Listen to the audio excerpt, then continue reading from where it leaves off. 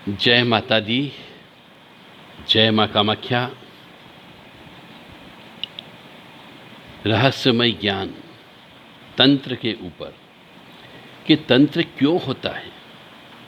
हो सकता है आपके परिवार के ऊपर भी तंत्र हो रहा हो या हो गया हो, या फिर आपके मित्र के पास भी हो सकता है, आपके पड़ोसी को हो सकता है, आपके रिश्तेदार को हो सकता है, आपके भाई को हो सकता है, आपके परिवार के किसी सदस्य को हो सकता है।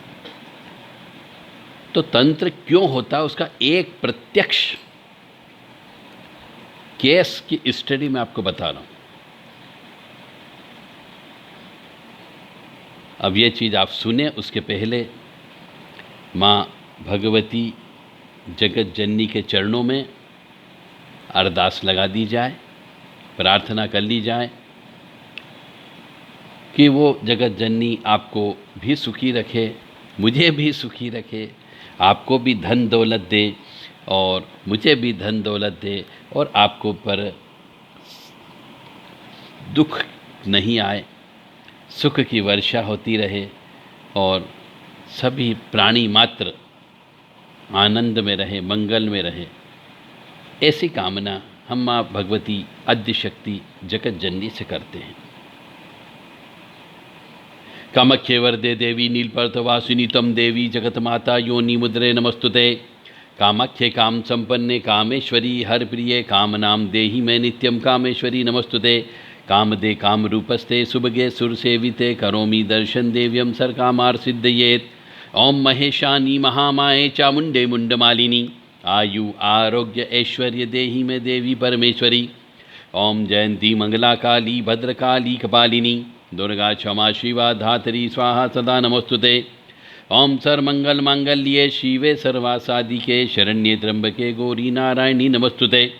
दुर्गति नाशिनी दुर्गा जय जय, काल विनाशिनी काली जय जय, उमा रमा ब्रह्माणी जय जय, सीता राधा रुक्मणी जय जय। महालक्ष्मी नमस्तुभ्यं नमस्तुभ्यं सुरेश्वरी हरिप्रिय नमस्तुभ्यं नमस्तुभ्यं दयानिधि। काली काली महाकाली काली के पापनाशिनी खड़ग हस्ते मुंड हस्ते काली काली नमस्तुते। काली काली महाकाली काली के परमेश्वरी सर्वानंद करी देवी नारायणी नमस्तुते। नीरहार हार धनसार सुधाकरम भा कल्याणम दाकनक जंपकदाम्बुशाम उतंग बिनिकुंभ मनोहरांगी वाणी नमामि मनसा वत्सा विभूत्ये। ओम ऐं सरस्वत्यै नमः। ओम ह्रीं दुंदुर्गाय नमः। या जल जल प्रज्वल अग्नि रूपाय ओम हौं ह्रीं श्रीं ज्वाला देवी नमो नमः। देवी प्रपन्नताति हरे प्रसीद प्रसीद मातर्ग जोखिलस्य प्रसिद्ध विश्वेश्वरी पाहि विश्वन्तमीश्वरी देवी चराचरस्य। शुभम करोति कल्याणम आरोग्यम धन संपदा शत्रुबुद्धि विनाशा दीप ज्योति नमस्तुते। ओम बम भैरवाय नमः। क्रीं कालिकाय नमः। हम हनुमते नमः। ओम चतुष्षष्टि योगिनी देवेभ्यो नमः। ओम षोडश मातृका देवेभ्यो नमः। ओम सप्तघत मातृका देवेभ्यो नमो नमः। तंत्र स्वतः कैसे होता है, उसी कड़ी में एक लेटेस्ट केस आपके सामने प्रस्तुत कर रहे हैं। मकान तिराहे या चौराहे पर नहीं होना चाहिए। यदि तिराहे चौराहे पर मकान है तो आप समझ जाइए कि निश्चित तौर से उस परिवार का कोई न कोई सदस्य भयंकर तंत्र बाधा से ग्रसित होगा ही होगा।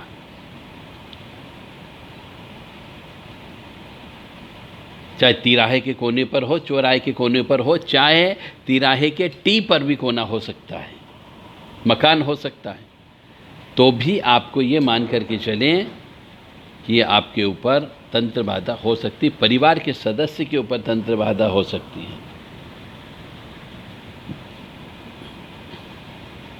यदि घर परिवार के सदस्य, विशेष तौर से महिलाएं,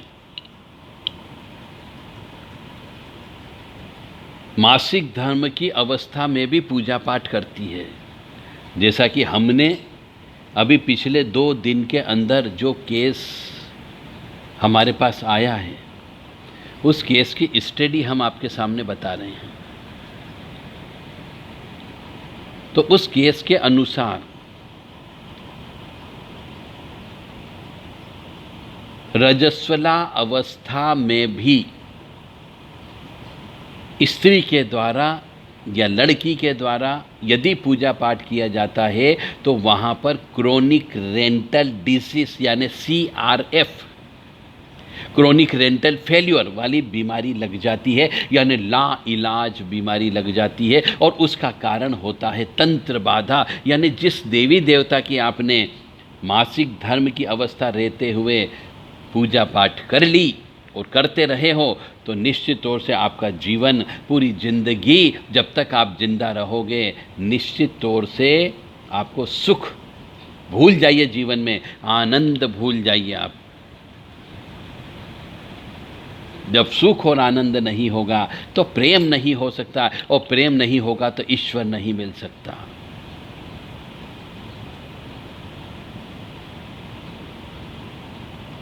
तो जो मनुष्य जिनके जीवन में प्रेम ही नहीं हो, प्रेम शब्द से नफरत हो, तो वहां पर ईश्वर नहीं होगा, और ईश्वर नहीं होगा तो ऊपरी बाधा तो लगेगी ही लगेगी। जिसने जीवन में प्रेम शब्द को कभी समझा ही नहीं, क्योंकि ऊपरी बाधा की वजह से प्रेम शब्द नहीं समझ पाए, और ऊपरी बाधा लगने के बाद तो कोई भी व्यक्ति हो, चाहे वो बेटी हो, तो बाप से, पिता से भी प्रेम नहीं कर सकती, क्योंकि ऊपरी बाधा लगी हुई है। उससे भी वो तू तड़ाक से बात करेगी। जो स्त्री केस की बात कर रहा हूँ, जो मेरे पास केस आया उसकी बात कर रहा हूँ, कि उस केस में जो लड़की है वो अपने बाप से, अपने पिता से गाली दे करके बात करती हो, तू तड़ाक करके बात करती हो, उनकी अपमान करती हो, तो पिता यदि खून के घूंट पी करके जिंदा रहता है तो वो उसी वक्त मर गया, आप ये मान के चलिए। मतलब उस लड़की को या लड़के को जो वर्तमान में पितृदोष उत्पन्न होगा, उसकी कल्पना नहीं कर सकते। तो तंत्र बाधा तो लगेगी लगेगी, क्योंकि जो मनुष्य अपने माता पिता का अपमान करता हो, उसको उल्टी सीधी बातें बोलता हो, तो पितृ अवश्य नाराज होंगे, और पितृ जब नाराज हो जाएंगे तो वो उस बच्चे को सजा अवश्य देंगे, और सजा ऊपरी बाधा के रूप में होती है। वो व्यक्ति पागल हो जाता है, कभी कभी अचानक क्रोध की उत्पत्ति हो जाती, जिसके अंदर जो सामने आता है उसको तोड़ फोड़ कर देते हैं, जो सामने आता है उससे लड़ाई झगड़ा कर लेते हैं, और गाली से बात करते हैं। तो आपसे मेरा विनम्र निवेदन है कि यदि आपके घर परिवार का कोई भी बालक या बालिका, कोई भी बालक हो या कोई भी बालिका हो, यदि अपने माता पिता से यदि तू तड़ाक करके बात करते हैं, गाली दे करके बात करते हैं, क्रोध में बात करते हैं, माता पिता के सामने थाली उठा करके फेंक देते हो भोजन की, या फिर माता पिता के सामने ऊपर हाथ उठा लेते हो, तो भी समझ जाओ ऊपरी बाधा लग चुकी है। और जब ऊपरी बाधा लग जाती है, क्योंकि प्रेत दोष लग जाता है ऐसे बालकों को, और जब प्रेत दोष लग जाता है तो उन्हें यह सूझ समझ नहीं होता है कि हम अपने ही घर का नुकसान कर रहे हैं।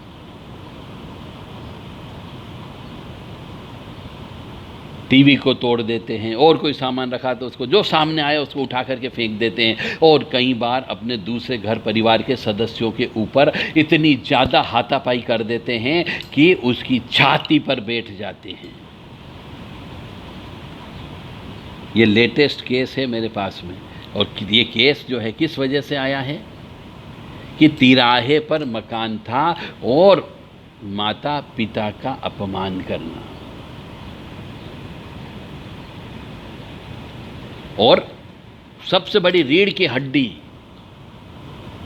कष्ट परिवार में कि मासिक धर्म रहते हुए, रजस्वला काल में रहते हुए, पीरियड अवस्था में रहते हुए यदि कोई मनुष्य पूजा पाठ करता है तो उस घर के अंदर देवी देवता तो कभी आ ही नहीं सकते। हमेशा राक्षसियाँ ही उसके अंदर आएगी, राक्षसी उसके अंदर आएंगे, प्रेत आएंगे, चुड़ैल आएगी, डाकन आएगी, और घर के अंदर क्रोध अवश्य होगा, घर के अंदर क्लेश की उत्पत्ति होगी। आपकी आय के साधन बंद हो सकते हैं, और जो पैसा आएगा वो बेवजह फालतू में पानी की तरफ बह जाएगा। हॉस्पिटल में पैसा चला जाएगा, दवाई दारू में पैसा चला जाएगा। तो रीजन क्या है? कष्ट आने का और स्वतः तंत्र होने का कि मासिक धर्म रहते हुए यदि कोई भी स्त्री घर के अंदर दीपक लगाती हो, पूजा रूम के अंतर्गत जाती हो, अगरबत्ती लगाती हो, धूप देती हो, कंडा जलाती हो, तो मान करके चले उसकी जिंदगी बर्बाद होना ही होना, उसका पारिवारिक जीवन भी समाप्त हो जाएगा, और हो सकता है उसके यहाँ बच्चे ही पैदा न हो, या हो सकता है विवाह ही न हो। और यदि विवाह हो गया तो घर के अंदर इतना क्लेश उत्पन्न होगा कि आपको घर रहने के लिए नहीं, खाने के लिए दौड़ने लगेगा। तो उसका एक ही इलाज है, जिस व्यक्ति के द्वारा इतना गलत काम किया गया, महापाप किया गया, पहले तो एक पाप करना बंद करो, और उसके बाद में जितनी उम्र हो उस मनुष्य की, उस स्त्री की, उतने रुद्र अभिषेक हर सोमवार को कराओ। या पूरे सावन के महीने में, पूरे सावन के महीने में रुद्र अभिषेक कराओ, तो उसका प्रायश्चित कर्म हो सकता है। क्योंकि रुद्र अभिषेक कराने से स्त्री के द्वारा किए गए पाप कर्मों का प्रायश्चित होता है। और अभी वर्तमान में वर्ष में एक बार ऋषि पंचमी एक त्योहार है। हिंदू सनातन धर्म के अनुसार ऋषि पंचमी नामक एक त्योहार आता है। उस दिन महिलाओं को उपवास रखना पड़ता है और विशेष पूजन करना पड़ता है, जिससे उसका प्रायश्चित कर्म हो जाता है। और यह उपवास प्रत्येक वर्ष करना होता है। स्त्री को ही करना होता है, क्योंकि स्त्री ही मासिक धर्म से होती है, और वो ही ये पाप कर्म कर देती, कभी कभी जाने अनजाने में कर देती है।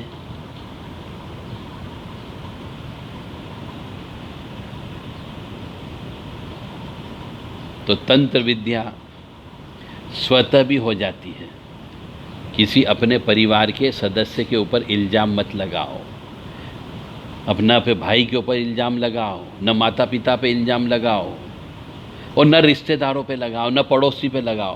पहले अपने आत्मा के अंदर झांक करके देखो कि आपने क्या गलती कर दी, क्या कौन सी चीज़ आपने सनातन धर्म के खिलाफ कर दी। हमारे शास्त्र पुराणों में जो लिखा है वो बहुत रिसर्च करने के बाद लिखा गया है।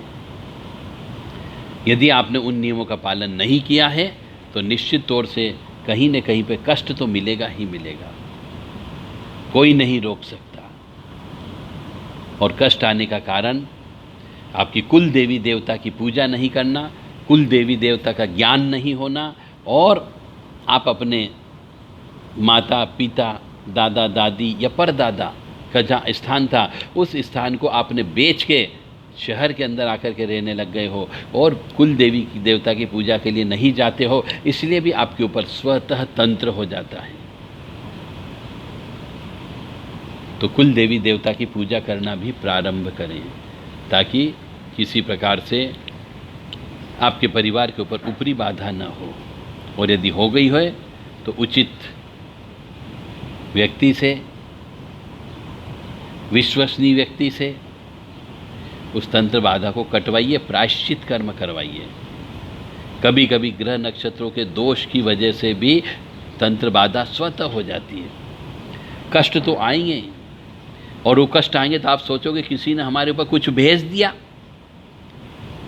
आपका राहु खराब है, शनि खराब है, सूर्य खराब है, केतु खराब बैठा हुआ, मंगल खराब बैठा हुआ है, तो आपको ज़िंदगी में सुख कहाँ से मिलेगा? और जब आपको सुख नहीं मिलता तो आप ये सुख ढूंढने के लिए देवी धाम जाना चालू कर देते हो, जगह जगह बैठक होती वहाँ जाना चालू कर देते हो, पंडा पुजारी से मिलना चालू कर देते हो, ओघड़ ओझा भोपा के पास जाना चालू कर देते हो, और वो ये कहता कि तुम्हारे ऊपर तंत्र विद्या हो गई है और उतारा करवाओ, जबकि तुम्हारे भाई बंधु ने कुछ नहीं किया। फिर भी तुम्हारे भाई बंधु का नाम ले देते हैं कि तुम्हारे रिश्तेदार ने किया है। अब तुम रिश्तेदार को ढूंढ रहे हो, और आपस के अंदर जो खून का रिश्ता, उस खून के रिश्ते के ऊपर भी कैंची चला देते हो। इसलिए विश्वास रखो ईश्वर के ऊपर कि कोई भी व्यक्ति तो केवल तुम्हारे को मारने के लिए नहीं बैठा है। पैदा करने वाला भी ईश्वर है तो मारने वाला भी ईश्वर है। हर कोई आपकी जान ऐसे नहीं ले सकता। तो तंत्र को समाप्त करना हो तो 9893128047 और 7649862712 पर संपर्क करें। केवल व्हाट्सएप पर संदेश देकर के ही करें। या फिर स्वयं काटना चाहते हो तो प्रयास करना पड़ेगा। श्री हनुमान चालीसा में लिखा है, जो कोई 100 बार पाठ करे कोई, यानी 100 का मतलब 7 नहीं है। बहुत से मनुष्य कहते हैं मैंने 7 बार दुर्गा वो 7 बार हनुमान चालीसा का पाठ कर लिया, रोजाना मैं 7 बार पाठ करता हूँ। तो मैंने पूछा 7 बार ही क्यों करते हो? तो उनका कहना कि उसमें लिखा है हनुमान चालीसा में कि जो कोई पाठ करे कोई 100 बार पाठ वाला, तो हमने 7 बार कर लिया। अरे वो 100 लिखा, 100 यानी 100 बार हनुमान चालीसा का पाठ करना है, तो फिर आप बंधन से मुक्त हो सकते हो। पर वो पाठ करने का भी विधान है। जितना पाठ करते हो उसका 10 हवन करना होता है, घी का दीपक लगाना होता है, चमेली के तेल का 4 बत्ती का दीपक लगाना होता है, उड़द के आटे का दीपक बनाना पड़ता है, सूर्यास्त के समय पे करना पड़ता है, और विधिवत रूप से उनको लाल चौकी के ऊपर बिठाना पड़ता है, राम दरबार लगाना पड़ता है और हवन करना पड़ता है, 10 हवन। तब जाकर के उसका फल की प्राप्ति होती है।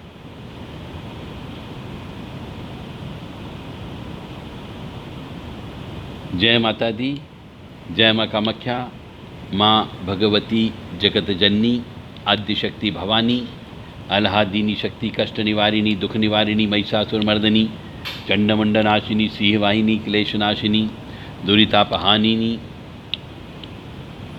आपको सुखी रखे, स्वस्थ रखे, प्रसन्न रखे। ओम क्लीं कृष्णाय नमः, ओम क्लीं कृष्णाय नमः, ओम क्लीं कृष्णाय नमः, ओम क्लीं कृष्णाय नमः, ओम क्लीं कृष्णाय नमः, ओम क्लीं कृष्णाय नमः। यह मंत्र जप करने से भी पापों का नाश होता है।